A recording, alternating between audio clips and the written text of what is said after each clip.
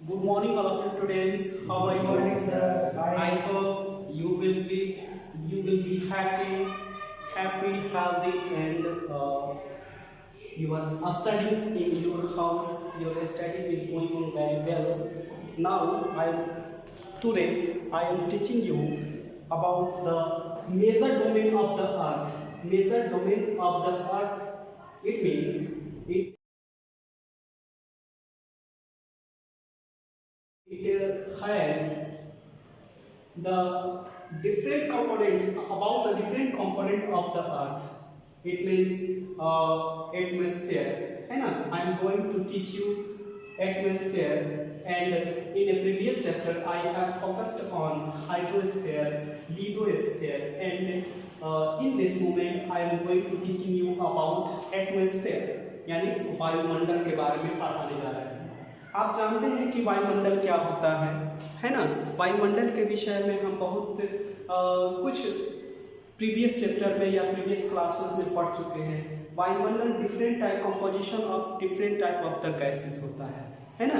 जिसमें क्या होती है? नाइट्रोजन होती है, कार्बन डाइऑक्साइड होती है, nitrogen, carbon dioxide, oxygen and different type of lighted gases, hydrogen, helium, organs, water vapour and dust particles भी शामिल होती हैं, है ना? और ये हमारे लिए विशेष बेनिफिट्स होता है। इसी में पूरे लाइफ, पूरे ऑर्गेनिज्म, है ना, ऑर्गेनिज्म सस्टेन करता है। बिना हवा के हम अपने जीवन की कल्पना भी नहीं कर सकते हैं। हम ही क्यों, जीवन को धारण किए हुए कोई भी पेड़ पौधे, कोई भी जीव, कोई भी ऑर्गेनिज्म अपने आप को तभी एग्जिस्ट करता है जब वहाँ वायुमंडल का वर्चस्व होता है या वायुमंडल उपस्थित होती है। ओके, बिना हवा का हम अपने जीवन को बरकरार नहीं रख सकते हैं, जिसमें ऑक्सीजन हमारा प्राण तत्व है। ऑक्सीजन के बगैर हम अपने जीवन की कल्पना तक भी नहीं कर सकते हैं। इसी तरीके से पेड़ पौधों को भी अपना भोजन बनाने के लिए अपना रेस्पिरेशन करना होता है, और उनका रेस्पिरेशन के प्रोसेस में जो प्रिंसिपल कंपोनेंट ऑफ गैसेस होती हैं वो कार्बन डाइऑक्साइड होती है। बिना कार्बन डाइऑक्साइड का उनका भोजन का बनना, प्रिपरेशन संभव नहीं हो पाता है, या उनका ब्रीथिंग जो सिस्टम होता है, कार्बन डाइऑक्साइड एक इम्पॉर्टेंट कंपोनेंट्स होता है। तो अब अभी ये बताइए कि अब क्या होगा? वायुमंडल का एग्जैक्ट डेफिनेशन यही होता है, the envelope of air. Envelope का मतलब क्या होता है? जो हमारे पूरे अर्थ को, है ना, हमारे पूरे अर्थ को जो हवा चारों ओर से घिरी हुई रहती है उसी को इन्वेलप कहते हैं। इन्वेलप का मतलब क्या होता है? लिफाफा या घिरा हुआ। इन्वेलप का मतलब होता है लिफाफा होता है, और लिफाफा क्या होता है? किसी चीज को चारों ओर से घेरे हुए रहता है या अपने में अपने आगोश में समेटे हुए से रहता है ना? ठीक उसी तरह क्या होता है, ये धरती को पृथ्वी, इस हवा या वायु चारों ओर से घिरी हुई रहती है ना? और चारों ओर से घिरी हुई रहती है, और हवा का इस तरीके से पृथ्वी को घिरा हुआ होना, क्या उसे वायुमंडल कहा जाता है ना? The atmosphere, the envelope of air surrounding the earth is called atmosphere. It is a colorless. यह रंगहीन होता है। It is odorless. यह स्वादहीन होता है ना? It is a tasteless. It is tasteless, odorless and colorless. यानी तीनों का तीनों प्रॉपर्टी होता है। पहला, यह रंगहीन होता है। दूसरा, यह ऑर्डरलेस होता है यानी गंधहीन होता है। तीसरा, यह स्वादहीन होता है। टेस्टलेस मींस क्या होता है? स्वादहीन होता है। ओके, और the tasteless is a blanket of the gases, है ना? यह चारों ओर एक ब्लैंकेट की तरह, यानी डिफरेंट टाइप ऑफ जो गैसेस होती है चारों ओर हमारी पृथ्वी को ढकी हुई सी रहती है। लगभग यह धरती की सतह से लेकर 1600 किलोमीटर तक ऊंचाई तक इसका अस्तित्व पाया जाता है, यानी गैसों का एक बहुत बड़ा एक्सटेंशन पाया जाता है। ओके, और it is held in the place to the earth gravity, और यह तभी संभव हो पाता है जब धरती, है ना, धरती की एक बहुत बड़ी गुरुत्वाकर्षण शक्ति यानी फोर्स ऑफ ग्रेविटी, यानी ग्रेविटेशनल जो फोर्स होता है वो इन गैसों को अपने अंदर बांधे हुए रहता है ना? यदि धरती का प्रबल या स्ट्रॉन्ग ग्रेविटेशनल फोर्स नहीं होता तो निश्चित रूप से गैसों का इतना बड़ा सघनता या डेंसिटी हमारे यहाँ या धरती पर नहीं पाया जाता और हम अपने जीव की कल्पना भी नहीं कर सकते। गैस ना होता, different type of gas available यहाँ पर नहीं होती तो हम अपने जीवन की कल्पना करना व्यर्थ हो सकता है। तो इसमें पहला क्वेश्चन ये है कि एटमॉस्फेयर क्या होता है। आप पहला क्वेश्चन यही होता है व्हाट इज एटमॉस्फेयर। आप इसको लिखेंगे what is the definition of atmosphere. Okay, अब मैं आपको बताने जा रहा हूँ कि वायुमंडल में किन किन प्रकार की गैसों की उपलब्धता है और कितनी है। जरा इस फिगर को देखिए, ठीक है ना। यह जो स्टैटिस्टिकल फिगर बनाया गया है इसमें दर्शाया गया है कि 78% नाइट्रोजन एक गैस होती है ना, जिसका एटमॉस्फेरिक फार्मूला जो होता है N2 होता है, ठीक है ना। इसका मॉलिक्यूलर जो फार्मूला होता है N2 होता है और इससे हम यह स्वतंत्र रूप में नहीं पाया जाता है, ठीक है। यह स्वतंत्र रूप में नहीं पाया जाता है, N2 के रूप में पाया जाता है और इसकी उपलब्धता हवा में 78% होती है। ओके, नेक्स्ट है 21% यानी 21% ऑक्सीजन की उपलब्धता होती है जो हमारे लिए विशेष रूप से जरूरत पड़ती है, यानी किसी भी जीव को लाइफ सपोर्ट जो करता है। It is the existence of the earth by the presentation of oxygen on the earth. और नेक्स्ट जो थोड़ी मात्रा में पाई जाती है इसमें कार्बन डाइऑक्साइड है, कार्बन डाइऑक्साइड है जिसकी उपलब्धता 0.03% है ना। और कुछ हल्की गैसें हैं जिसको हाइड्रोजन और हीलियम कहते हैं। इसके अतिरिक्त है ना, इसके अलावा जो गैसेस पाई जाती है, जो चीजें पाई जाती है वो वाटर वेपर होती है, डस्ट पार्टिकल्स होती है।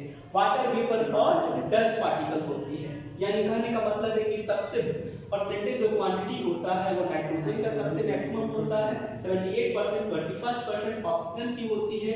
नेक्स्ट 1% में ये सारी कंपोनेंट्स जो पाई जाती है, जिससे कार्बन डाइऑक्साइड कहते हैं जिसकी उपलब्धता और हवा में 0.03% होती है। हाइड्रोजन एंड हीलियम ये हल्की लाइटेड गैसेस होती है। वाटर वेपर यानी जलवाष्प एंड डस्ट पार्टिकल्स पाए जाते हैं, है ना। अब दूसरा क्वेश्चन यहाँ पर आप लोग देंगे कि what is the quantity of oxygen in the air और एटमॉस्फेयर। दूसरा क्वेश्चन आप इसे राइट कर लेंगे और उस लिख कर उसको रिस्पांस करेंगे। नेक्स्ट अब आइए डिफरेंट एटमॉस्फेरिक लेयर आर देखो। तो अब हवा में हाइट के अनुसार, ठीक है ना, जैसे जैसे धरती से लेके जैसे according to altitude of the earth, जैसे जैसे ऊंचाई पर जाते हैं तो हवा को या वायुमंडल को, एयर को 5 अलग अलग लेयर्स में डिवाइड किया गया है उसके अलग अलग प्रॉपर्टी के कारण, जिसे हम लोग फर्स्ट में क्या कहते हैं, ट्रोपोस्फीयर कहते हैं। ट्रोपोस्फीयर का देखो लेयर यहाँ पर है, 0 से लेकर धरती की सतह से लेकर लगभग 10 किलोमीटर तक की ऊंचाई है, यानी कह सकते हैं कि 10 से लेकर लगभग 0 से लेकर 18 किलोमीटर तक ऊंचाई तक पाया जाता है। जो सामान्य तौर से हम लोग एवरेज जो हाइट होता है वो 10 किलोमीटर होता है, ट्रोपोस्फीयर पाया जाता है। और ट्रोपोस्फीयर में क्या होती है, सारी मौसमी घटनाएं होती हैं, जितना बेहतरीन फिनोमिना होती है सब इसी में ही संभव हो पाता है। बादल का बरसना, है ना, हवाओं का जोर जोर से चलना या बिजली का चमकना, है ना, बिजली का चमकना या गरजना, ये सारा फिनोमिनल यानी वायुमंडल एटमॉस्फेरिक जो भी घटनाएं होती है सब इसी में ही हो पाती है, ठीक है। डिफरेंट टाइप ऑफ जो भी फिनोमिनाएं होती है इसी में संभव हो पाती है। ओके, अब नेक्स्ट आगे हम जब चलते हैं तो 20 से 30 से लेके ऊपर की ओर बढ़ते हैं तो यहाँ से लगभग 20 से लेकर 50 तक के किलोमीटर का जो रेंज होता है इसमें स्ट्राटोस्फीयर पाया जाता है और इसमें किसी प्रकार की कोई मौसमी घटनाएं नहीं होती है। सामान्य तौर से जो मौसम होता है बिल्कुल स्वच्छ होता है और टेम्परेचर बहुत तेजी से बढ़ता है, ठीक है ना। इसमें इसका जो टेम्परेचर होता है बड़ी फास्टली बढ़ता है या इंक्रीमेंट करता है। आकाश साफ और स्वच्छ होती है। इसमें एक विशेष प्रकार का लेयर पाया जाता है जिसे ओजोन लेयर कहते हैं। इसका एटॉमिक जो फार्मूला होता है वो O3 होता है और यह सूरज से आने वाले प्रकाश के किरणों में एक बहुत ही हानिकारक मतलब कि बहुत ही खतरनाक कंपोनेंट्स पाया जाता है जो ऑर्गेनिज्म के एग्जिस्टेंस या लाइफ के लिए बहुत ही खतरा उत्पन्न कर सकता है ना, या ये कहो कि पूरे पृथ्वी के प्राणी जलकर नष्ट हो जाएंगे, वो है अल्ट्रावायलेट रेस। ये अल्ट्रावायलेट रेस को एब्जॉर्ब कर लेता है ना, ये अल्ट्रावायलेट रेस को एब्जॉर्ब करके और हमें सुरक्षित बचाता है। सूरज से आने वाली अल्ट्रावायलेट रेस को ये एब्जॉर्ब करके हमें इसके खतरों से बचा लेता है ना। ये इसकी उपयोगिता है स्ट्रेटोस्फीयर में। आकाश साफ और स्वच्छ होता है, सारी हवाई जहाजें इसी में लोग लेकर चलते उड़ाते हैं, जिसमें कोई किसी प्रकार की मौसमी घटनाएं सामान्य तौर से नहीं होती है ना। और टेम्परेचर बड़ी तेजी से इसमें फास्ट ग्रोइंग करता है। एक और बात है, अब नेक्स्ट हम चलते हैं मेसोस्फीयर में, है ना, मेसोस्फीयर में। और यह जो मेसोस्फीयर है इसका जो रेंजेस पाया जाता है 50 से लेकर लगभग 80 किलोमीटर तक पाया जाता है। 50 से लेकर 80 किलोमीटर तक पाया जाता है, इन किलोमीटर में एल्टीट्यूड है। ये 50 से लेकर लगभग 80 किलोमीटर तक पाया जाता है। और मेसोस्फीयर में जब भी कोई एक्सटर्नल मीटियोर्स होता है या मीटियोराइट्स होता है, धरती की सतह पर आता है या पृथ्वी के रेंज में जैसे ही घुसता है, तो इसी मंडल है ना, इसी मेसोस्फेरिक बाउंड्री में मेसोस्फेरिक एटमॉस्फेयर के मेसोस्फेयर में आकर जलकर वो नष्ट हो जाता है, या उसके टुकड़े मात्र धरती की सतह पर गिर पाते हैं, है ना। यानी इसी में जब हवाओं के घर्षण होता है, रगड़ होता है, तो इसमें वो मेटियोराइट्स या पत्थर के टुकड़े जलकर नष्ट हो जाते हैं। ओके, अब उसके ऊपर जो तत्व पाया जाता है, जो कंपोनेंट्स वायु का, हवा का जो कंपोनेंट पाया जाता है, इसे हम लोग आयोनोस्फीयर कहते हैं, जिसे आयन मंडल के नाम से जाना जाता है। ठीक है, और ये आयन मंडल हमारे लिए विशेष रूप से उपयोगी है, क्योंकि जो भी हम आज बेनिफिट्स, चाहे वो मोबाइल सेक्टर से हो, कम्युनिकेशंस सिस्टम से जो भी हम लाभ उठा रहे हैं, या इंटरटेनमेंट के जो भी साधन से, ये क्या करता है, प्रत्येक मैसेज जो हम देखते हैं, चाहे वो दूरदर्शन हो, DD1 को, जो दूरदर्शन को, या किसी भी प्रकार का हमें मौसम संबंधी जो सूचनाएं हैं, इंटरटेनमेंट का साधन, या कोई भी ज्ञान जो भी हम चीज मोबाइल पर या इंटरनेट पर, या ये कहो कि टीवी में जो भी फंक्शन देख पाते हैं, जो भी अवेयर हो पाते हैं, कुछ भी देखते हैं प्रोग्राम, चाहे जो भी प्रोग्राम में जो हम अवेयर होते हैं, वो सब केवल इसी का बदौलत होता है, क्योंकि सैटेलाइट्स क्या करता है, रेडियो वेव्स को एक्सेप्ट कर लेता है, एक्सेप्ट करके फिर कन्वर्ट करके धरती पर भेज देता है, यहीं से टकराकर पुनः धरती पर बैकअप होता है, जिससे हम लोग विभिन्न माध्यमों से उसे ट्रैकिंग करके फिर उसे हम अपने सुविधा अनुसार उसमें मोटिवेट करके हम आवाज को सुन पाते हैं, चाहे किसी भी घटना को हम अपनी आंखों से देख पाते हैं। यह आयोनोस्फीयर का कारण संभव हो पाता है। और उसके बाद जो आता है मंडल, उसे एक्सोस्फीयर कहते हैं। सामान्य तौर से कहा जाए कि एक्सोस्फीयर के बाद से अंतरिक्ष की यात्रा शुरू हो जाता है, वहां पर अब अंतरिक्ष पाया जाता है, यानी स्पेस वहां से स्टार्ट हो जाता है। ओके, यहाँ पर जो गैसेस पाई जाती है वो एक्सोस्फीयर का जो गैसेस पाई जाती है वो हल्की गैसेस, यानी हाइड्रोजन और हीलियम की गैसेस ही पाई जाती है ना।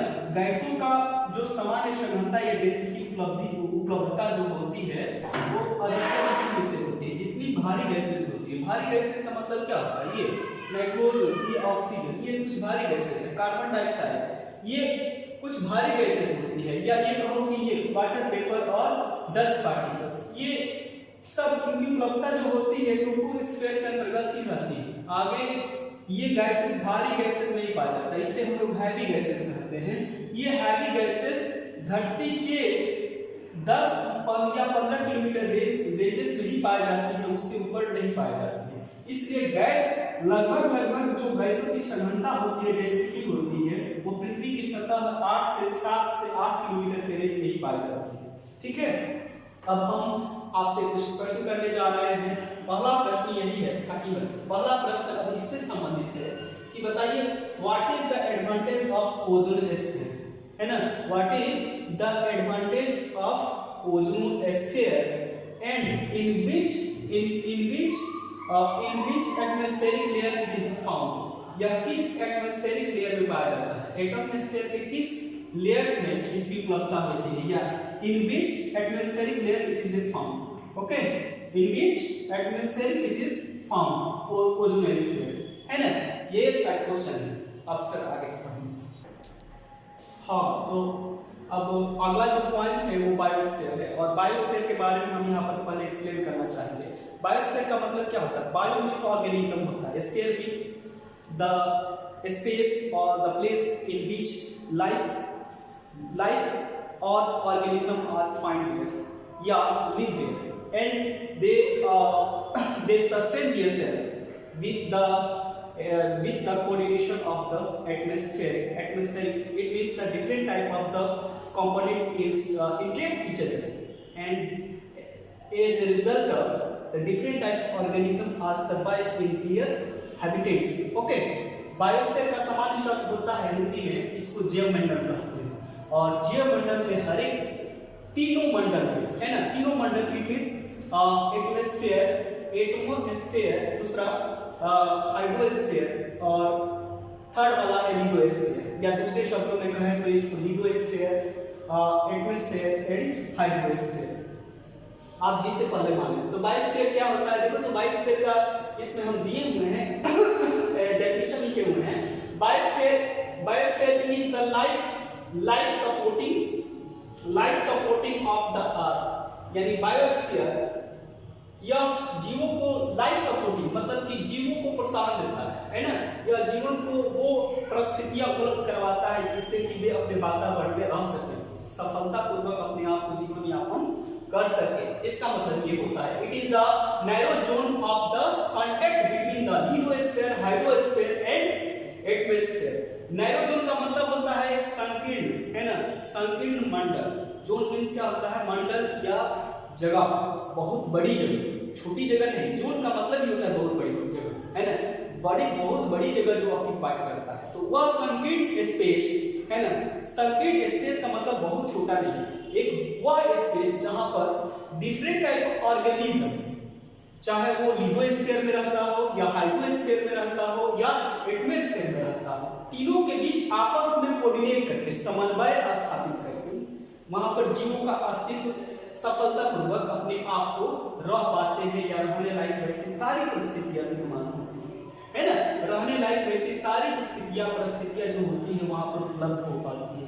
एक सामान्य सा स्केच मैंने तैयार किया है, स्केच तो मुझे नहीं बनानी आती है, तब भी मैंने एक कोशिश किया है और आपको बताने का प्रयास किया है कि जीवों का जो अस्तित्व होता है, ऑर्गेनिज्म का अस्तित्व न केवल एटमॉस्फेयर में पाया जाता है, वरन हाइड्रोस्फीयर में भी पाया जाता है और लिथोस्फीयर में भी पाया जाता है, और उनकी संख्या अनगिनत होती है, अनंत होती है, अनलिमिटेड होती है, जहां पर सभी जीव अपने आवश्यकता अनुसार जीवन को, अपने स्वयं को सर्वाइव करते हैं।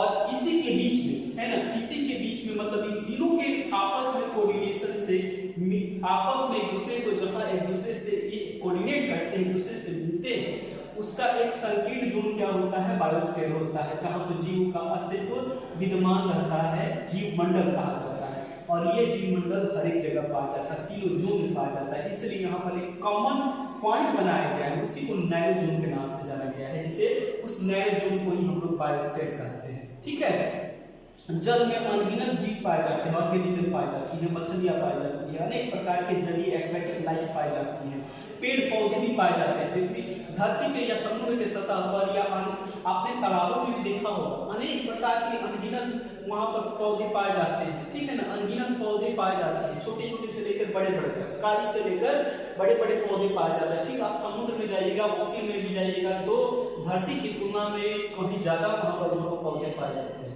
धरती की तुलना में कहीं ज्यादा पौधे पाए जाते हैं, और निश्चित रूप से वहां पर एक बहुत बड़ा लाइफ उपलब्ध होता है। एटमॉस्फेयर में भी अनेक प्रकार के पक्षी निवास करते हैं, अनेक प्रकार के अनगिनत कीट पतंगे, पक्षियां सर्वाइव करती है ना, और उनको जीवन के लिए सारा वैसा एटमॉस्फेरिक इन्वायरमेंट क्रिएट होता है ना। इसी तरीके से हम लिथोस्फीयर की बात करें तो हम लिथोस्फीयर के प्राणी हैं, हम एनिमल्स हैं या जानवर हैं। मनुष्य भी एक प्रकार का क्या है? जानवर ही है, जिससे जीने के लिए आवश्यक सारी परिस्थितियां हमें लिथोस्फीयर में प्राप्त होती है, या इन्हीं के तीनों के कॉम्बिनेशन से, है ना, इन्हीं तीनों के कॉम्बिनेशन से जीव मंडल का अस्तित्व पाया जाता है। आपको यह बता देना आवश्यक है कि बदलते हुए समय के साथ साथ हम लोग को वातावरण के साथ मनुष्य या कहिए कि प्राणी अपने आप को कन्वर्ट कर लेता है, बदलते हुए वातावरण, यानी क्लाइमेट में लगातार चेंजिंग होता रहता है। और खास करके इसमें मनुष्य या मानवीय ह्यूमन इन्वायरमेंट, ह्यूमन एक्टिविटीज की वजह से बहुत सारे बदलाव हुए हैं, जिसके कारण ग्लोबल वार्मिंग की समस्याएं बढ़ी हुई हैं। ग्लोबल वार्मिंग क्या है? ग्लोबल वार्मिंग जब मनुष्य वातावरण या इन्वायरमेंट के अंदर या इंडस्ट्रियलाइजेशन के कारण अधिक से अधिक कार्बन डाइऑक्साइड को जनरेट करता है, पैदा करता है, जिससे क्या होता है, पेड़ पौधे या नेचुरल वातावरण जो होता है अपने आप को एडजस्ट नहीं कर पाते हैं। तो ऐसी स्थिति में कार्बन डाइऑक्साइड की क्वांटिटी बहुत अधिक बढ़ जाती है, जिसके कारण क्या होता है, कार्बन डाइऑक्साइड से बढ़ने से ग्लोबल वार्मिंग की समस्याएं पैदा हो जाती है, यानी धरती का टेम्परेचर बढ़ता है। धरती का टेम्परेचर बढ़ने से ग्लोबल वार्मिंग की समस्याएं बढ़ जाती है। यही कारण होता है कि जलवायु परिवर्तन से संबंधित प्रत्येक साल है ना, बड़ी साइंटिस्ट या जो भी देश है बड़ी गंभीरता से इस पर विचार किया जा रहा है या सोचा जा रहा है कि जल्दी से इस पर कोई कानून बनाया जाए, नहीं तो आने वाले समय में इस धरती पर मनुष्य भी एक सपना हो जाएगा। ठीक है, मनुष्य भी बदलते गुजरा हुआ समय का एक प्राणी कहा जाएगा या हमारा अस्तित्व भी खत्म हो जाएगा। इसलिए हम लोग को समय के साथ साथ जागरूक होना चाहिए। सूरज से आने वाली जो हानिकारक किरणें हैं, इससे भी बचने के लिए इंडस्ट्रियलाइजेशन पर हमें विशेष रूप से, या ये कहिए कि हम बहुत सारे गैस है, क्लोरोफ्लोरोकार्बन हो, CFC है, या रोड पर चलने वाले अनेक प्रकार की गाड़ियां, उनसे निकलने वाले जो धुएं या कुछ ऐसे भी गैसें जनरेट होती हैं जो इन्वायरमेंट या ऊपर धरती के ऊपर स्ट्रेटोस्फीयर में ओजोन स्फीयर जो पाया जाता है उसमें छिद्र हो जाते हैं, होल्स हो गए हैं, जिसकी वजह से क्या होता है, जो हानिकारक अल्ट्रावायलेट रेज धरती की सतह पर आ रही है कि सूरज के किरणों के साथ, जो बहुत नुकसान पहुंचा रही है आज। इसलिए जरूरत इस बात की है कि हमें अपने पर्यावरण, अपने बायोस्फीयर को अच्छा रखना है, बेहतर रखना है, जिससे कि सभी प्राणी एक दूसरे से सफलतापूर्वक अपने आप को धरती पर सर्वाइव कर सके, लॉन्ग लास्टिंग कर सके, है ना। तो जरूरत इस बात को कि हमें अपने बायोस्फीयर को या एनवायरनमेंट को अच्छा बनाए रखें, बेहतर बनाए रखें। हो गया। इन्हीं शब्दों के साथ अभी क्लास में आप लोग का होमवर्क दिया जाना है। नीचे होमवर्क में दे रहा हूं, जिसमें पहला क्वेश्चन है कि explain the different layer of the atmosphere with the help of the figure. उसमें फिगर दिया गया होगा, आप इसे कम से कम 100 वर्ड्स में, ठीक है, 100 वर्ड्स में लिखकर आप सेंड करेंगे। ओके, 100 वर्ड्स में आप इसे एक्सप्लेन करके मुझे भेजेंगे और वो भी फिगर सहित भेजेंगे, है ना। दूसरा क्वेश्चन है इकोसिस्टम। इकोसिस्टम मैंने आपको बायोस्फीयर में ही बताना चाहा हूँ, नहीं बताया है, जिसे मैं एक्सप्लेन करना चाहता हूँ। इकोसिस्टम क्या है? The coordination between hydrosphere, lithosphere and the coordination between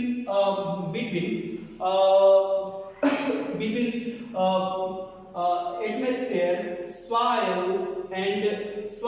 and water bodies with the organisms।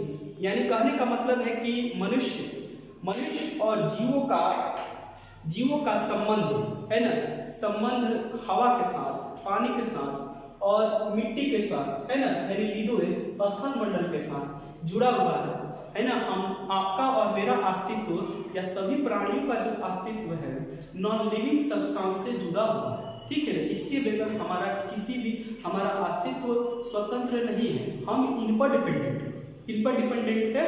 हवा, पानी, मिट्टी, यानी कहने का मतलब लिथोस्फीयर, एटमॉस्फेयर और हाइड्रोस्फीयर के साथ हमारा इंटरडिपेंडेंसी है, हम इनके साथ इंटरेक्ट होते हैं, है ना, तभी हमारा अस्तित्व है। यदि इनमें हमने अनबैलेंस क्रिएट कर दिया तो निश्चित रूप से हमारा जीवन संभव नहीं है। The relation between organism with the non-living substance, it means water, air and soils, है ना, water, air and soils makes the ecosystems, okay, makes the ecosystem। तो आप इसे एक्सप्लेन करेंगे, ठीक है। अब उसी क्वेश्चन को मैंने यहाँ पर दिया है, व्हाट इज इकोसिस्टम। तो मैंने क्या, द रिलेशंस, है ना, the relations between living and non living substance, it means the organism and soil, water and air between human bodies or non-living substance, I mean soil, water and atmosphere, it means air, is called ecosystems. Okay, right the notes on biosphere. और आप लोग पूरा का पूरा इसमें भी 100 words में इसे बायोस्फीयर को एक्सप्लेन करेंगे, है ना। इसमें सारी चीजों को पूरा बारीकी से लिखेंगे, जिसमें ग्लोबल वार्मिंग मेंशन करेंगे, इकोसिस्टम को मेंशन करेंगे और इसका डेफिनेशन लिखेंगे विद द फिगर। फिगर हो सके तो बनाने आए तो बना लेंगे। Thank you.